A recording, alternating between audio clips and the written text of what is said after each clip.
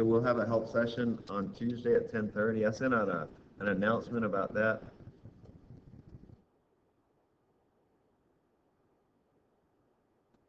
Hold on, y'all. I'm sorry. Give me just another minute.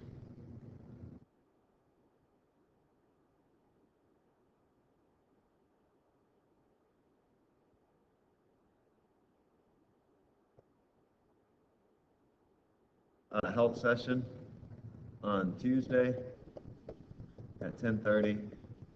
That'll be in preparation for exam 4. We'll have a help session for the final exam as well. I'll probably have that on Friday at 3 o'clock. Okay, that's after all your exams on Friday. So probably on Friday at 3, but I'll send you a message about that as we get closer to that time. And then our final is on Monday at 1 p.m. That's in this room. You have 2 hours. It's as scheduled by the university. Let's go over the pre-response for your Wednesday exam. Oh, and by the way, so Wednesday's exam, you're just going to walk out with that exam. So you're going to give me your bubble form and your free response, and then you're going to walk out with the exam. That'll be important for the final because you're going to need that exam to prepare for the final. More about that in just a few minutes.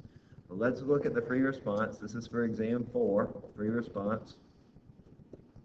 There's going to be 3 questions with 8 different parts, just as usual. It's going to be all from chapter 8. In the first part, you're going to have some object that has forces acting upon it, and I'm going to ask you what is the net torque. Okay, we've done that a bunch of times. It'll be a sphere, a bar, a hoop. I don't know what it's going to be. I do know it's right here, but I'm not going to tell you. It'll be some object, and you'll need to find the net torque. Be more than one force. Remember, torque is Fr sine theta. There'll be some in the clockwise, some in the counterclockwise direction. So you'll need to determine what that is and use the signs appropriately. The second thing that you'll need to do is to tell me what is omega at a certain time, at t equal whatever. After so much time has elapsed, you'll need to tell me what is the angular velocity. Now, in the course of that, there are several things that you need to do. You need to find the moment of inertia for that object. You need to find alpha, the angular acceleration, and then you need to find the angular. Remember, the moment of inertia, that's on those equation sheets, the chart that has all the different shapes. Alpha, remember, that's from Newton's second law. That's just the net torque divided by the moment of inertia.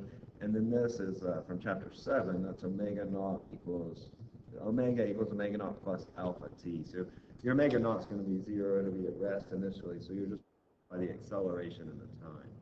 All right, so that's 2 questions. That's part 1.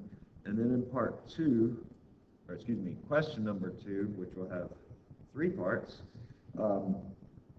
you're going to have some object that is rolling at a certain linear speed, okay? And you're going to need to tell me what is the total kinetic energy of that object. We've done this before where I have an object that's both rotating and moving in a linear direction, so it has a linear speed, and tell me what is the total energy. So you have to find the rotational and the translational. A couple of things that you'll have to do is first, you'll have to find out what is the angular velocity, or what is the linear velocity. I'll give you one of those, and you'll have to figure out what is the other. Okay? That's using the relationship between our linear and our angular quantities, v equals omega r. The second thing that you'll have to do, part B, is to find the total kinetic energy. And that's going to be 1/2, I omega squared. That would be the rotational kinetic energy, plus our 1/2 m v squared. That's our translational kinetic energy. And then the third part that you're going to have to do on this, we've done this once, maybe twice in classes. I'm going to ask you, what is the angular displacement if I have some force? Let's imagine that it's a disk. I don't think it is. Let's say that it's a disk that's rotating. So it's rotating with a certain angular velocity so that it has a certain kinetic energy.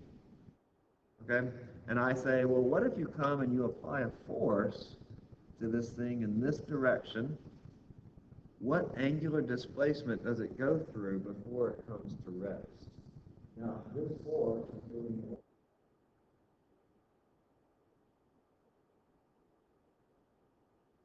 whatever energy you find in part. you're going to set that equal to the work done by that torque. And so it's going to look a little bit like this, that the change in the kinetic energy is going to equal to the work.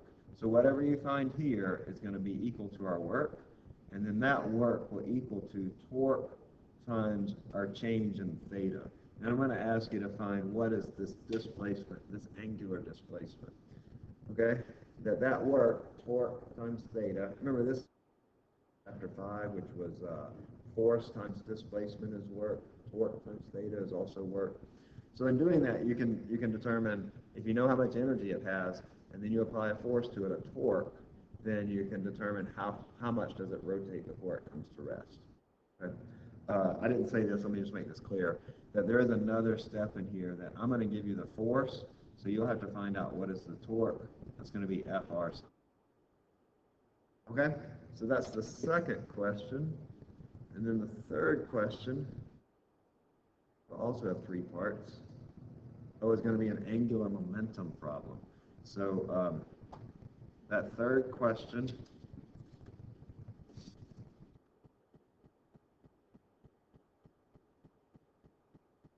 you're going to have 2 objects come together. Or first, I'm just going to have a spinning object, a single spinning object.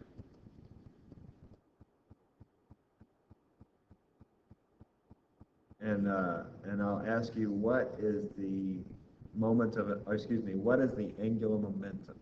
What is L? And that's going to be equal to I times omega. I'll give you this. You'll need to calculate this for the type of object that it is. You know, if it's a particle, you'll just use the mr squared. If it's a shape, a bar, a sphere, a cylinder, or whatever, use the equation that's appropriate for that shape. And I'll just ask you to calculate what is the angular momentum. In the second part of this question, I'll ask you, now this spinning object combines with another object, or engages with another object.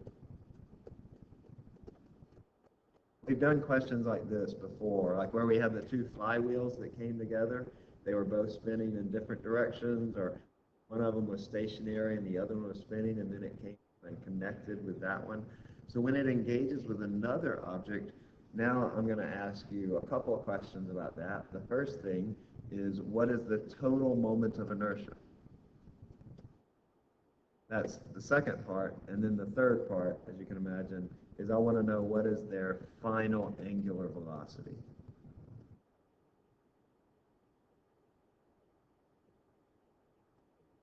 That is, what is omega f? What is the final angular velocity? We've done these several times, so you can look back in your notes, and I think even the free response that we've done before have had something similar to this. This free response for this exam is a little bit different from past free responses on exams, so just beware of that. But you can find problems like this, and in the help session, we'll work through some problems that are similar to this. We'll either find problems in the past exams, or I'll just make up. Okay? Otherwise, the exam is going to be chapters 7 and 8. Choice is slightly more weighted towards not 7 and 8, 8 and 9. The multiple choice is slightly more, like maybe 12 questions from chapter 9 and 8 or 9 questions from chapter 8. Chapter 9 is all of chapter 8. Y'all follow what I'm saying? Maybe 8 or 9. Chapter 8 multiple choice, 11 or 12, chapter 9 multiple choice. Past exams are a good indication of what your exam will be like, but of course it'll be different. So I think y'all sort of know the routine of preparing. I'm sorry, I had a couple.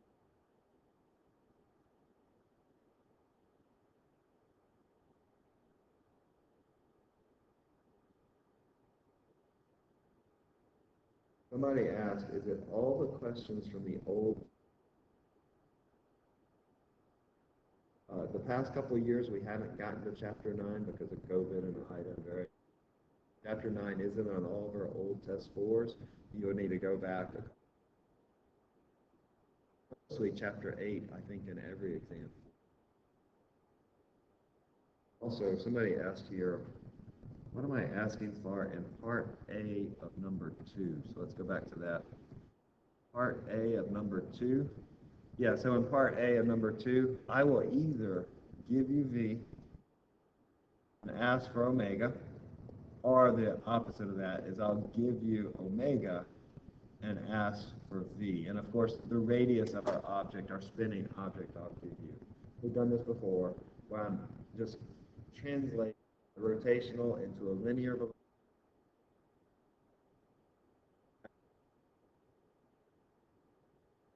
I'm going to answer both those questions. Let me know.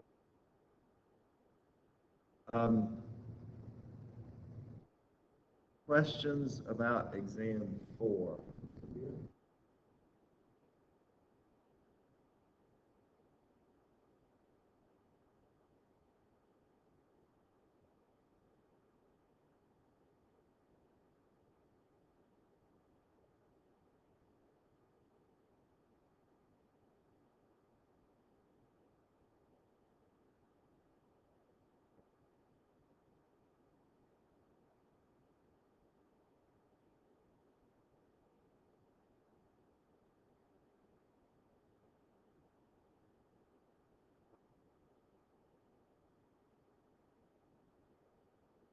They're on every exam.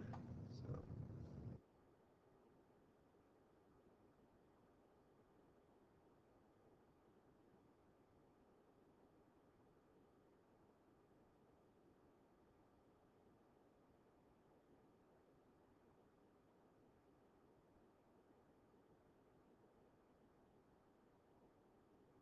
Oh, that's a good one.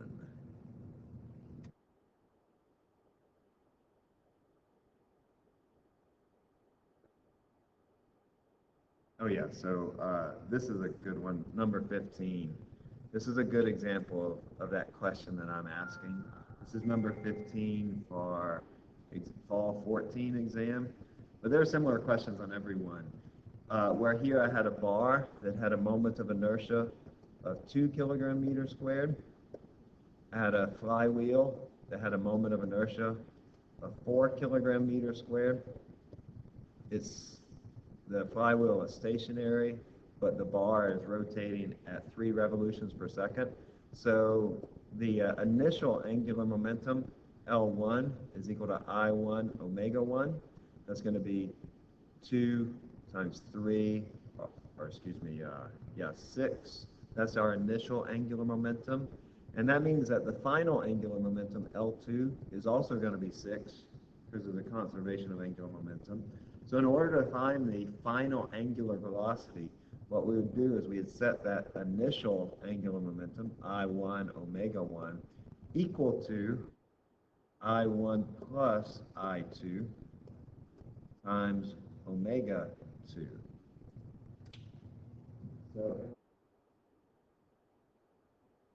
final speed of a rotating object, I set the 2 angular another, but realizing that my moment of inertia has now increased because these 2 objects have come together and they're rotating at the same speed, the same angular speed.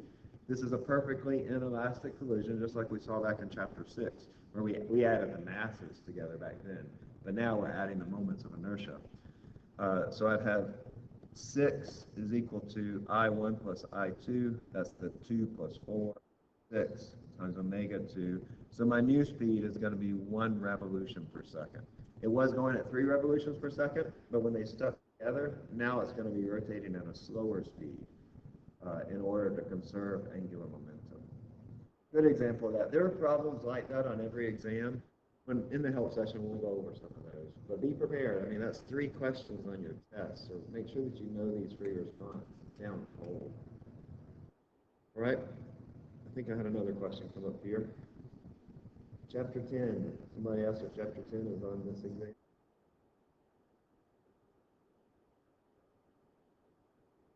Only chapter 8 and 9. Other questions? We'll have more time this week for questions. So, can I talk about the final? Because we're not going to have a class period before the final. Your final is, I usually have it to be about 48 questions. So it's a little less than half of your twice the length of one of your exams. There are usually still 8 free response, but then 40 multiple choice.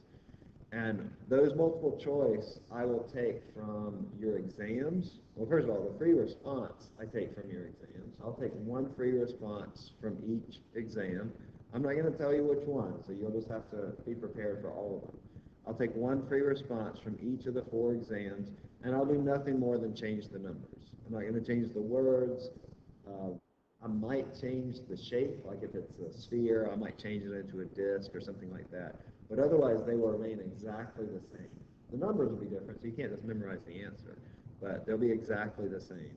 The multiple choice, on the other hand, I'll take about 10 per exam from your exams, but then I'm going to change those questions. So in some cases, I might just change the numbers. In other cases, I'll change the wording or even sort of the perspective from which we're asking the question, but you'll still be able to identify the question as being, oh, that's like that question that we had back, in exam 2 or whatever. To get a good idea of what this is like, if you look at the old exams, you'll see that a lot of the questions are similar. And that's why, because they're, I'm taking these ideas that I want to assess you on, and I'm just sort of changing them up in the way that I assess you, so that asking about the same material and even it's a different question. Okay? I don't want you to be lulled into thinking that because I'm pulling questions from the old exams that it's going to be an easy final. It's not going to be an easy final. But if it was easy, right, it wouldn't be worth doing. But it'll be sort of typical of our. I find that students usually do about the same on the final as they've been doing all semester. So if you've been improving a lot, then I expect you to, to pull that improvement into the final exam. Okay? Is that clear on what the final exam will be like?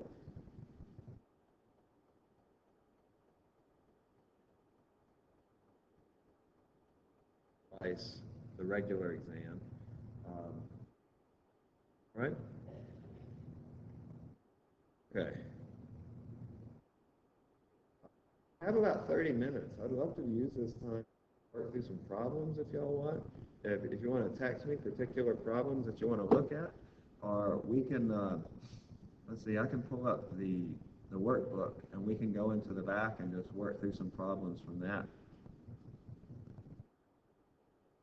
That up.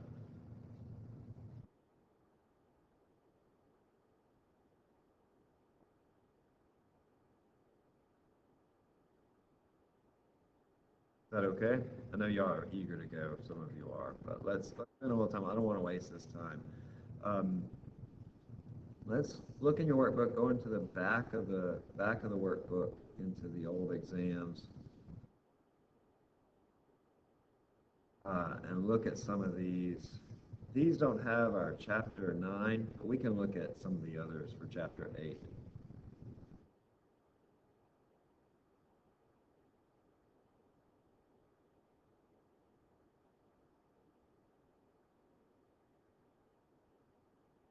Okay, let's look at number 15.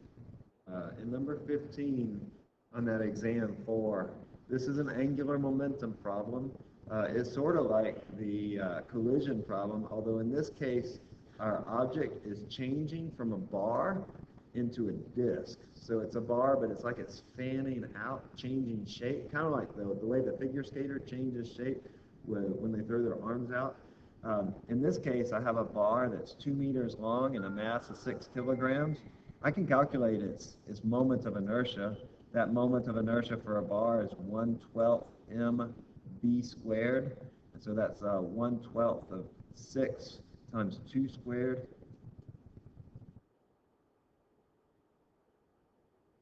Let's see, so that's equal to 2 kilogram meters squared. And then over here, moments of inertia that's equal to 1/2 mr squared. I just get that from the equation sheet, so if you don't know those equations, that's fine. You're going to have them on the exam. That's 1/2 of the mass, which is 6, times the radius. The radius here is 1 meter. Right, the distance from here to here is 1 meter. That's going to be equal to 3. So this thing is going from a moment of inertia of 2 to a moment of inertia of 3. So let's just ask ourselves, is this thing going to speed up or slow down? Its moment of inertia is going up. So it means it's going to slow down. All right, so I can say, I was at 3 revolutions per second. So definitely not going to be 4, 6, or 3. It's either going to be 2 or 0.5. So the way I do this is I say that Li is equal to Lf, that is that I omega, 2 times omega initial, which is 3 revolutions per second, is equal to 3 times omega final. And so omega final is equal to 2 revolutions per second. That's sort of like the free response that you'll have on the... Okay, somebody also asked about fall 18, question 8. Let's go to that one and look at it.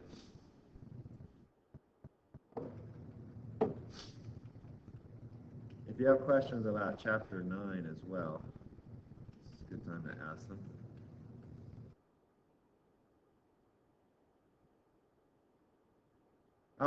Yeah, so this is just like your free response. Very, very similar to your free response. I have this hoop with a certain radius and mass. Let's go ahead and calculate its moment of inertia, by the way. The moment of inertia for a hoop is equal to mr squared. That's the same moment of inertia, by the way, for a discrete particle. It's just coincidence that they're the same.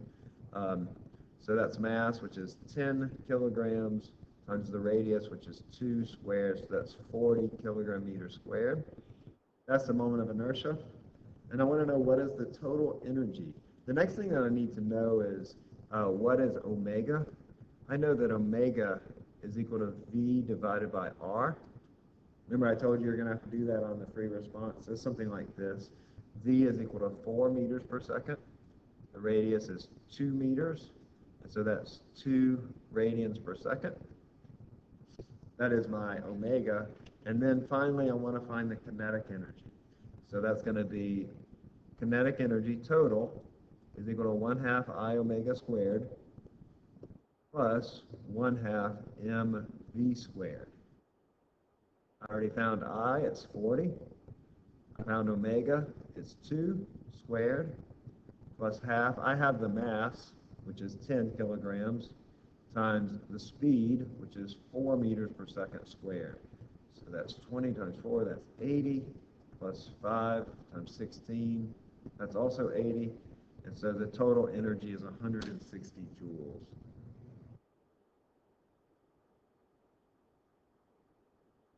Almost just like your free response.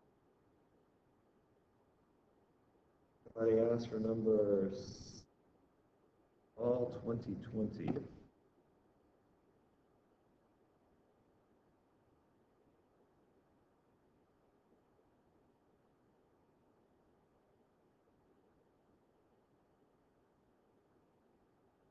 I mean this one? I can erase it. We can do it again. Is this one you meant then? Yeah.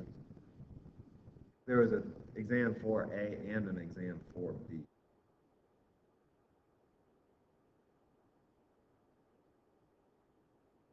Oh, let me know.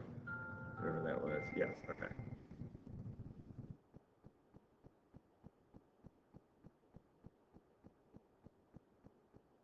Okay, this is a good question. You're going to have something similar to it. I'm going to erase all this. We have done this.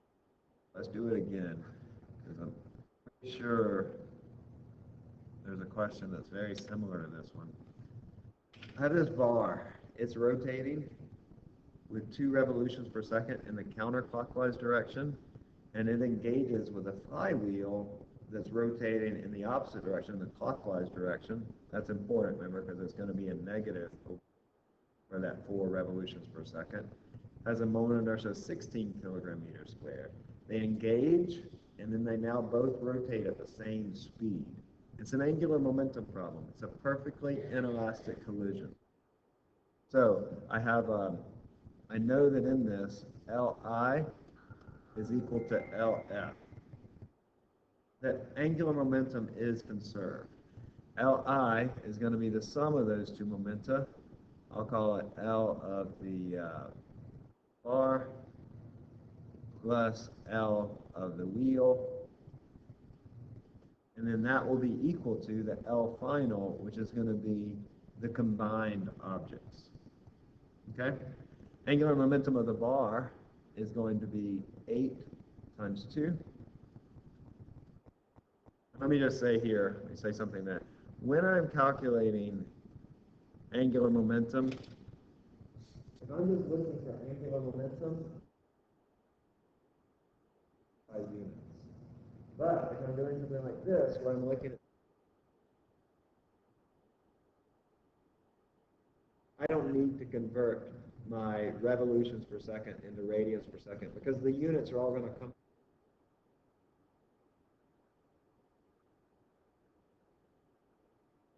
That's not really true. The units are sort of off on this because I have this 2 non-SI units, it's in revolutions per second.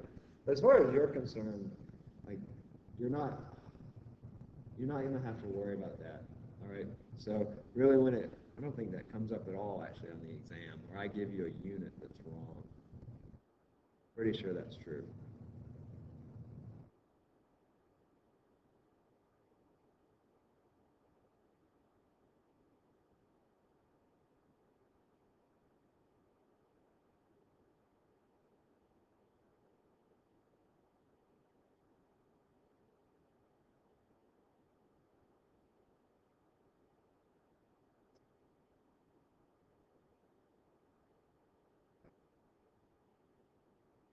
What I'm saying? Okay. Continue on. So 8 times 2. For the wheel, the moment of inertia is 16. Omega is 4. 16 times 4. That's going to equal to the combined moment of inertia, 8 plus 16 times omega final. And then you solve that for omega final.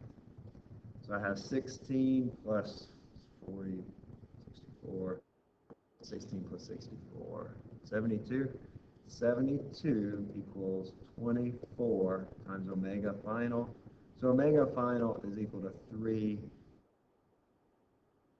I do my math wrong.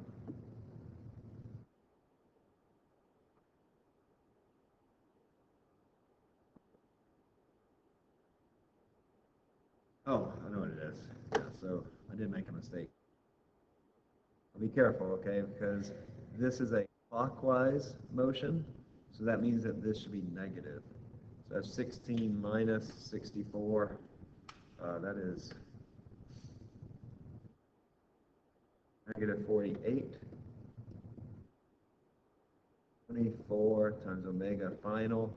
So that means that omega final is equal to negative 2. So 2 revolutions per second clockwise. Was a mistake right here, because I didn't take into account the sign of the angular velocity. And you do have to do that, just like we did in chapter 5 or chapter 6 when we were doing conservation of momentum. If we had one object going in a different direction, clockwise motion here is negative. Let's see. Question come through?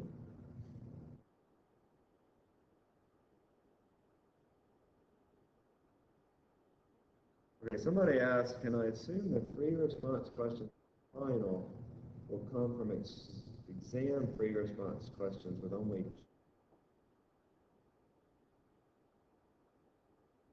No, don't assume that, because I'll probably just take a part out. Like if a question I want to use has 3 parts, I'll just take one of the parts out. You understand what that student is asking? Exam, and then they have only 2 parts each, then I can select which ones are from the 4 exams. Don't assume that. I asked for fall number 10 on fall 18. Sorry, do that one.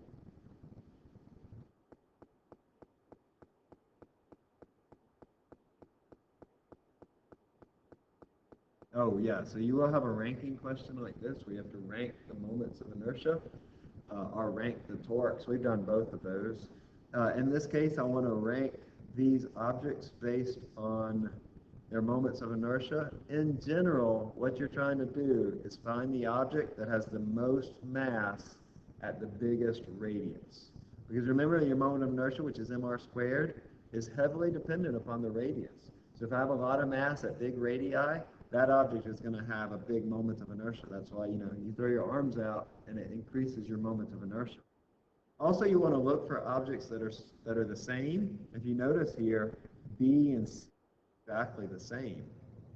So I can look for objects that have B and C equal to one another. That gets rid of those two options. And then I like to ask which one has the biggest moment of inertia. Well, A has the most mass at the biggest radii, so that gets rid of that option. So now I just need to ask, what about the difference between these objects, B and C, and D?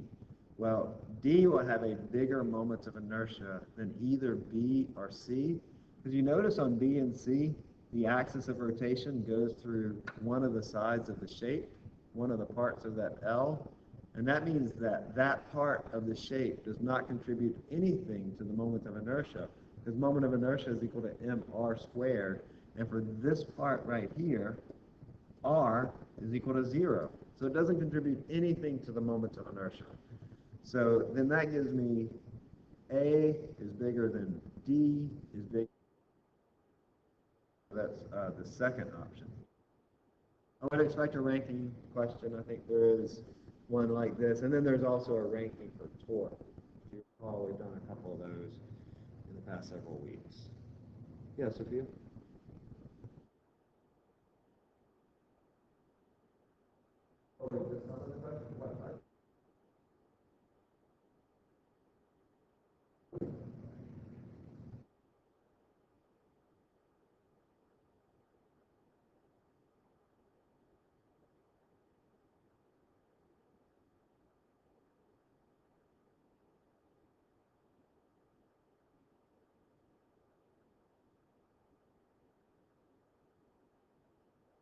I don't know. Have I posted the concept test for Chapter 9 yet? I have? Okay.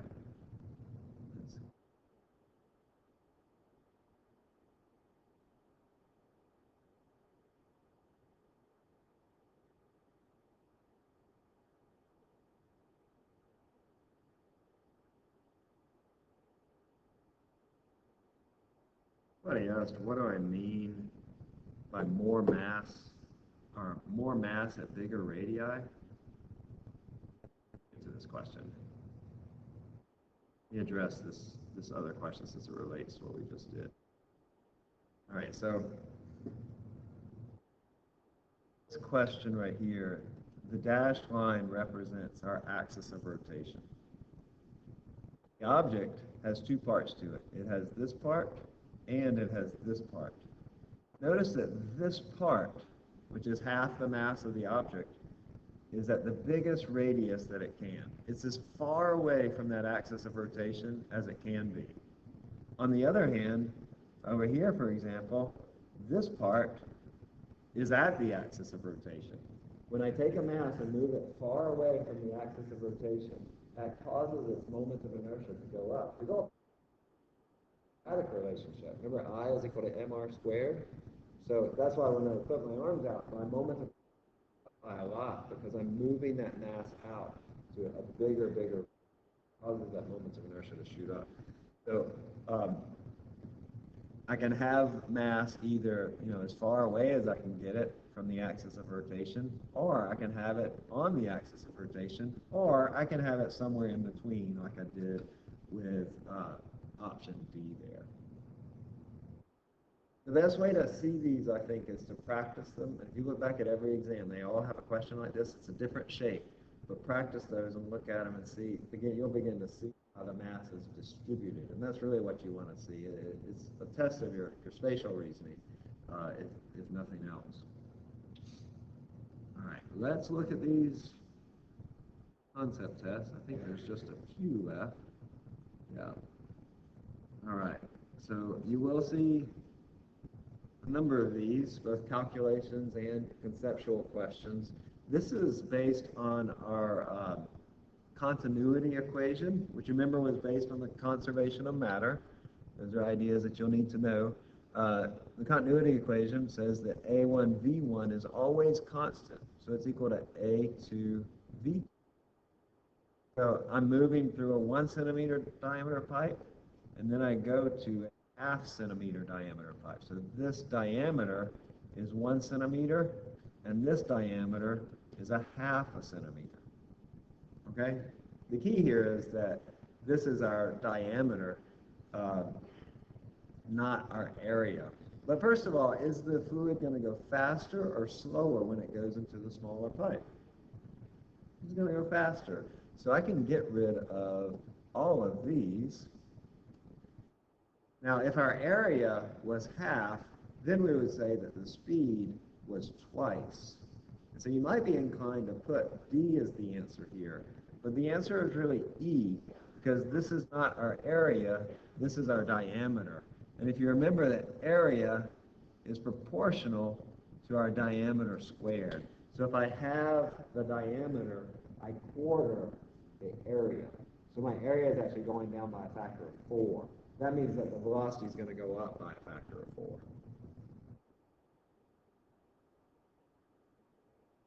We've talked about this one. We had this on a concept test in the workbook. But remember Bernoulli's principle. You need to know these by name: Bernoulli's, Pascal, and Archimedes, which is based on the conservation of energy. It says that if the velocity goes up, the pressure goes down. And so here, in the middle, the velocity is going to go up. That means that the pressure will go down. So you will have a drop in the pressure in that blockage of your artery.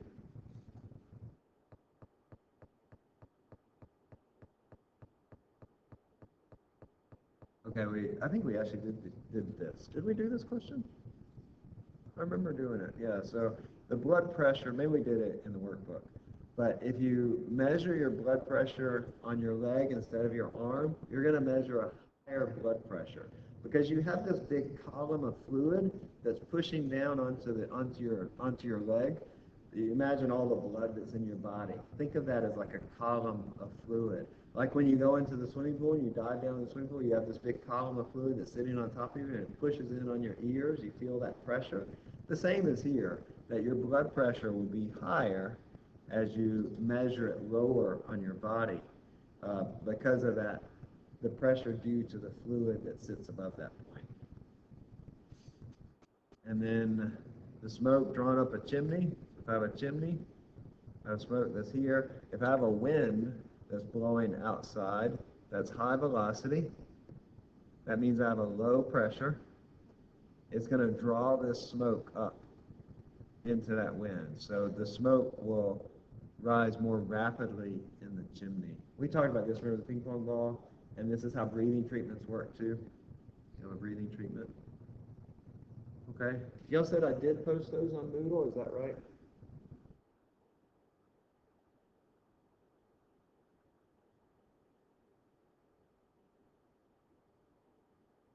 I'll be on the exam. That's all the questions I have here. If y'all have additional questions, you can stay after, but we will have a help session tomorrow at 10:30. That will be for extra credit, of course, and I will record it. But if you're able to come, I always find that it's helpful, you know. Or helpful for the students that are there. But you're dismissed now. You can go. Have a great day. And again, I apologize for any inconvenience. It was really out of my control last week.